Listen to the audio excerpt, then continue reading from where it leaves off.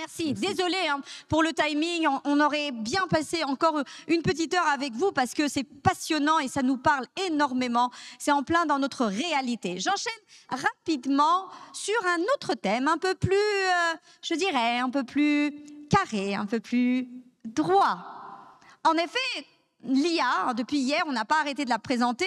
Il y a eu les optimistes et il y a les pessimistes, ceux qui voient une chance, une opportunité, et ceux qui disent c'est la fin de l'humanité. Même si Slim parlait tout à l'heure de destruction créatrice, ou bien de création destructive.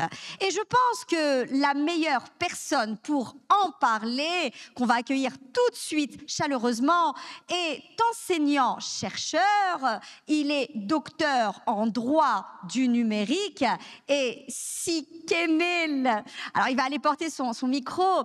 Sikemel Rezgi, docteur Kemel Rezgi, va nous parler aujourd'hui d'IA et surtout de droit en matière d'IA.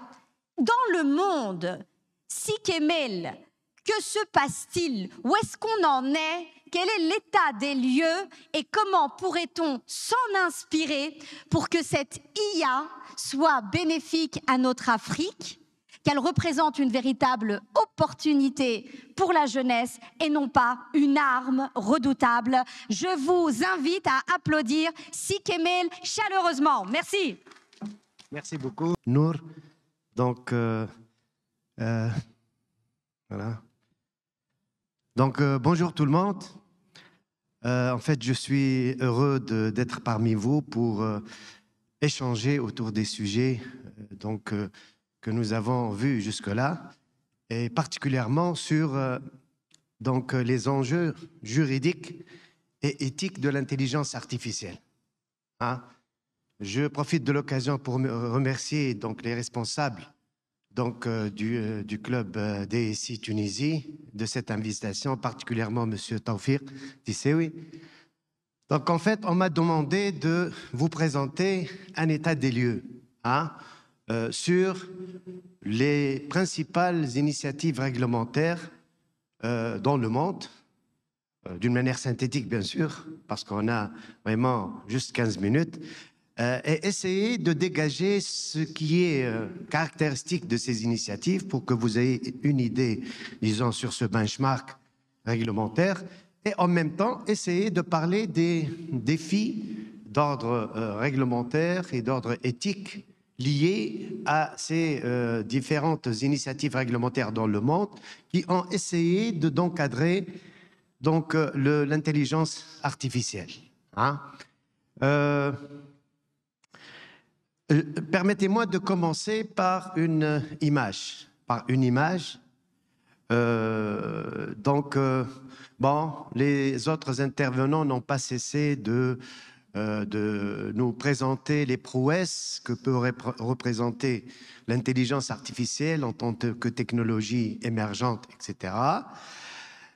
Reste la question qui se pose est la suivante. Dans quelle direction va nous amener cette technologie, l'intelligence artificielle? Est-ce qu'elle va donc aller dans le bon sens, en quelque sorte, pour donc le bien de l'humanité, ou bien elle va aller donc dans le mauvais sens? Normalement, les intellectuels de nos sociétés et les philosophes peuvent nous répondre sur ces questions, et ils sont en train de le faire. Les législateurs et les régulateurs, ainsi que les acteurs de l'écosystème, bien sûr, vont nous montrer comment faire pour que l'intelligence artificielle, qui est une très belle opportunité pour l'humanité et pour nos sociétés, comment faire pour justement ne pas aller dans le mauvais sens, hein? Donc, bon, je vais faire rapidement parce que bon, ma présentation est un peu longue, mais je vais essayer de synthétiser. Le rapport de l'université de Stanford, Artificial Intelligence Index de 2023, a fait, disons, donc un questionnaire. Il a interrogé aussi bien les utilisateurs que les acteurs de l'écosystème, donc de l'intelligence artificielle, Il y a des chiffres qui pourraient nous intéresser dans notre exposé. Par exemple, les Américains, il s'est avéré de cette enquête que les Américains sont plus méfiants à l'égard des applications de l'intelligence artificielle parce que seuls 35% d'entre eux estiment jugent que ces applications ont des risques, alors qu'entre 78% des Chinois, 76% des Saoudiens et 71% des Indiens, ce qui montre que ils sont conscients plus de ces périls et de ces risques que les autres populations. Un autre chiffre important, c'est que le nombre des incidents de sécurité liés à l'intelligence artificielle a été multiplié par 26 depuis 2023 jusqu'à 2023. Ce qui montre vraiment, ce rapport a bien insisté sur l'importance de l'éthique et de la gouvernance de l'intelligence, appelant aussi bien les États que, même au niveau international, les organisations internationales à essayer de trouver un cadre qui est de nature à réguler les applications de l'intelligence artificielle. Et c'est surtout lors du développement et de l'usage de l'intelligence artificielle générative ChatGPT que vraiment toute l'attention a été donnée à ces aspects, ou ces dimensions d'ordre régulatoire, en quelque sorte, liées à l'intelligence artificielle. Surtout que l'intelligence artificielle est considérée comme étant une technologie émergente qui a une dimension disruptive, donc qui bouleverse plusieurs rapports. Tout à l'heure, Monsieur Slim vous a parlé des bouleversements dans le monde du travail. Et il y en a beaucoup d'autres domaines dont l'intelligence artificielle a impacté grandement et d'une manière longue les secteurs des activités, en plus de nouvelles filières industrielles qui sont nées de cette technologie émergente. Une illustration parfaite, c'est que le forum de l'intelligence artificielle qui a été tenu en 2023 à Washington sur invitation de la Maison-Blanche, qui a invité tous les dirigeants des grandes firmes internationales numériques, les GAFAM et autres. Et il y a eu, dans le cadre de ce forum, il y a eu un débat entre ces dirigeants et d'éminents experts juristes dans le domaine du droit digital autour de ces questions-là. Et l'idée, c'était comment faire pour réguler les applications de l'intelligence artificielle. Bon, j'ai prévu une définition légale de l'intelligence artificielle, mais par manque de temps, on ne va pas en parler. Par contre, lorsque je parle d'initiatives réglementaires, je ne vise pas uniquement les initiatives sous forme de loi ou de règlement qui portent sur l'intelligence artificielle, mais j'ai opté pour une approche plus large de la notion d'initiative réglementaire, impliquant aussi bien les textes, bien sûr, de loi et les règlements, mais aussi les codes de conduite, les principes directeurs éthiques et tout. C'est-à-dire, c'est dans la conception large de la notion d'initiative réglementaire pour que vous ayez une idée la plus large possible de ces différentes initiatives au niveau mondial. Donc, dans ce qui suit, nous allons voir quelles sont les initiatives réglementaires dans le monde en matière d'encadrement de l'intelligence artificielle dans le monde, puis particulièrement dans les pays africains et les pays arabes, pour tirer des conclusions de ce benchmark réglementaire. Et puis, je vais traiter quels sont les grands principes réglementaires et éthiques régissant l'intelligence artificielle. Sans s'étendre, bien sûr, on n'a pas le temps, pour à la fin conclure et identifier quels sont vraiment les principaux enjeux éthiques et réglementaires qui devraient accompagner en réalité toute initiative d'encadrement réglementaire de l'intelligence artificielle. J'ai préféré d'établir un tableau Bon, je ne vais pas entrer dans les détails parce qu'on n'a pas de temps, mais vous remarquez déjà que pratiquement dans la plupart des pays, donc, ils ont prévu des initiatives sous forme de stratégie nationale en matière d'intelligence artificielle ou bien des initiatives législatives, c'est-à-dire sous forme de projets de loi ou bien de certaines lois, des lois qui concernent certaines applications de l'intelligence artificielle, ou bien d'autres mécanismes régulatoires tels que des lignes directrices en la matière ou bien des codes éthiques, etc. Donc, bon, par manque de temps, je ne vais pas les traiter, mais vous voyez bien que c'est assez représentatif du monde, avec des initiatives au niveau de certaines organisations internationales connues telles que l'OCDE ou bien l'UNESCO qui ont élaboré des principes éthiques qui régissent donc l'intelligence artificielle. La même chose pour ce qui est de l'Afrique et dans certains pays arabes. Vous remarquez bien ici que c'est particulièrement les pays de l'Afrique anglo-saxons qui ont eu des initiatives, que ce soit des lois ou bien des stratégies nationales. Cela ne veut en rien dire que les autres pays n'ont pas eu d'initiative. Non, généralement, pour les autres pays de l'Afrique, dans certains pays, il y a des stratégies nationales, mais il y a des discussions autour de certains projets de textes, etc. Il y a des pays, par exemple, autres, l'Afrique du Sud, le Kenya, le Rwanda, Ouganda, Nigeria. Il y a des pays qui, actuellement, sont en train de monter, entre guillemets, une stratégie nationale. Il y a des discussions, par exemple, le Burkina Faso, il y a aussi la Côte d'Ivoire aussi, qui est actuellement en train d'élaborer. Il y a des cabinets d'experts qui sont en train d'élaborer des stratégies ou des projets de stratégie nationale en matière. Pour les pays arabes, la même chose. Bon, les 3 pays les plus avancés en la matière, c'est les Émirats arabes unis, et l'Arabie saoudite et l'Égypte. Donc, pour faire vite, je ne vais pas m'attarder beaucoup là-dessus, je vais la présentation va vous être envoyée donc, par les organisateurs.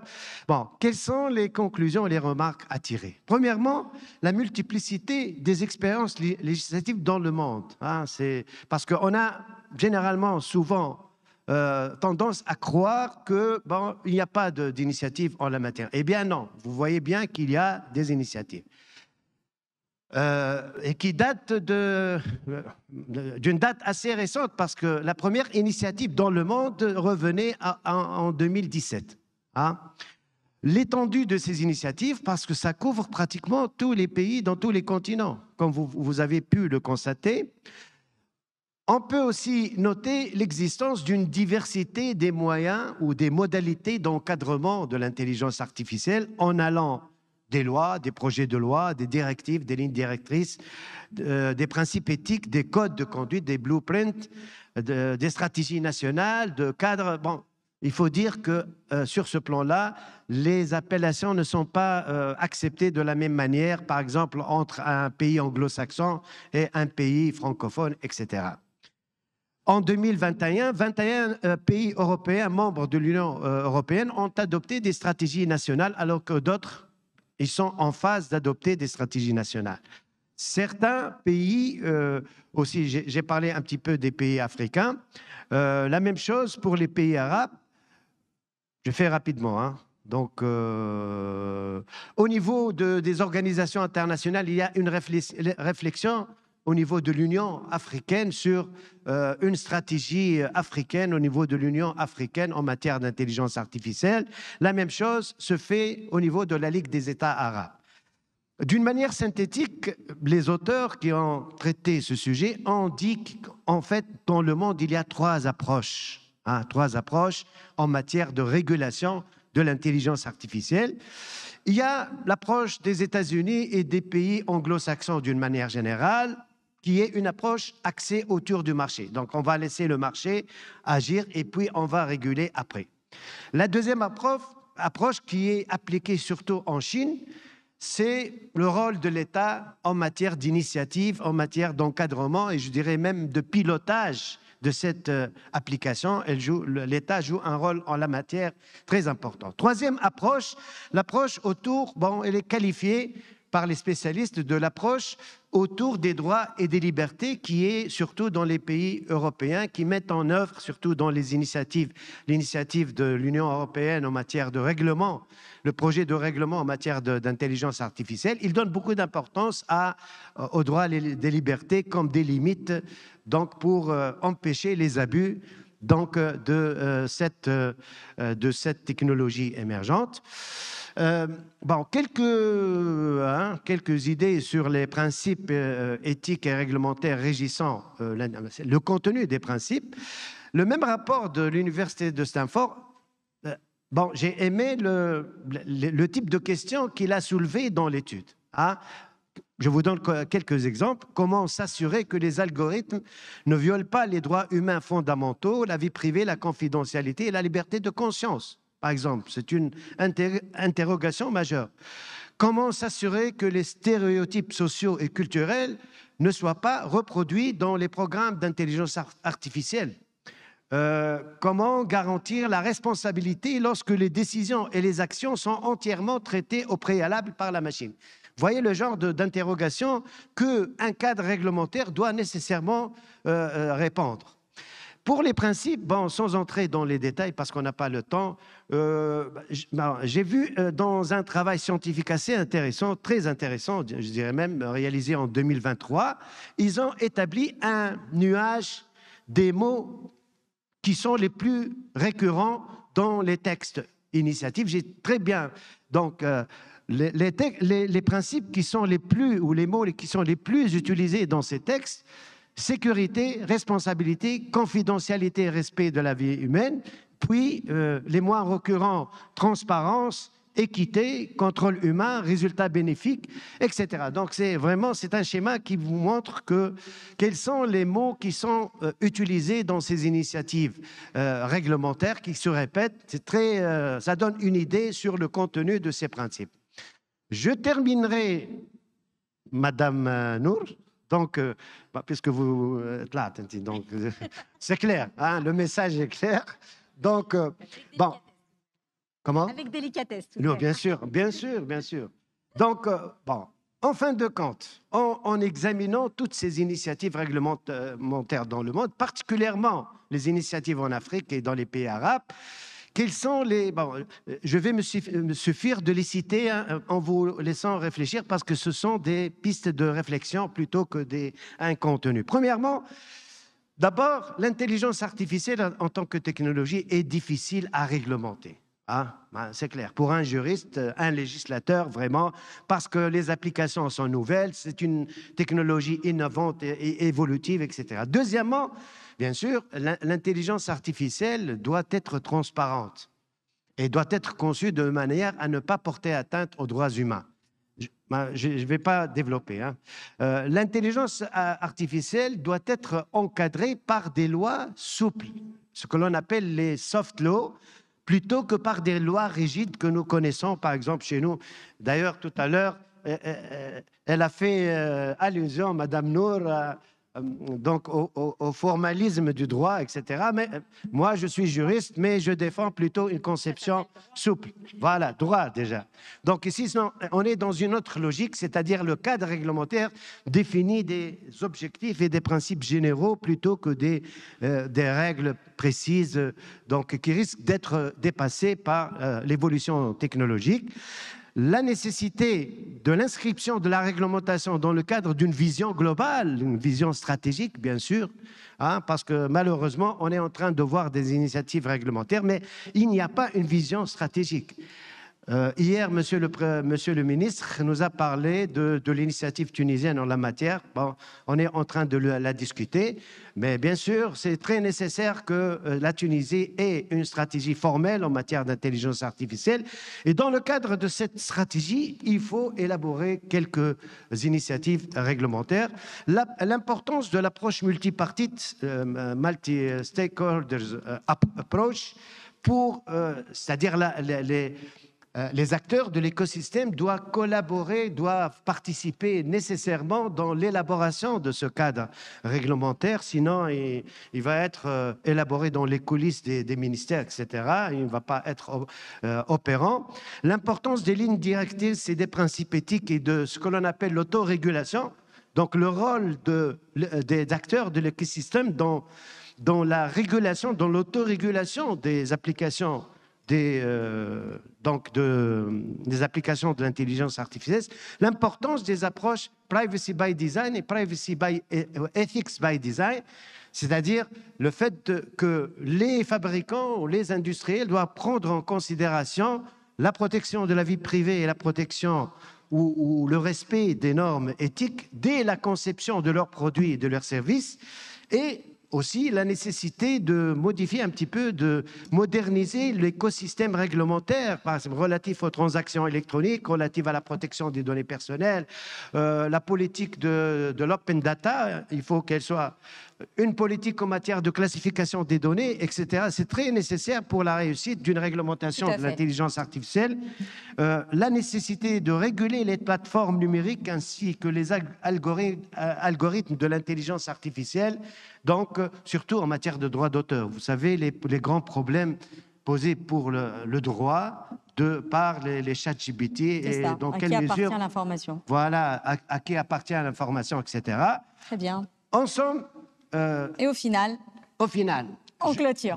Il y a un propos, non, je clôture. Il y a un propos que j'aime bien, qui a été formulé par un des PDG de Google entre 2001 et 2011, qui dit que la technologie évolue plus vite que les gouvernants, alors ne légiférera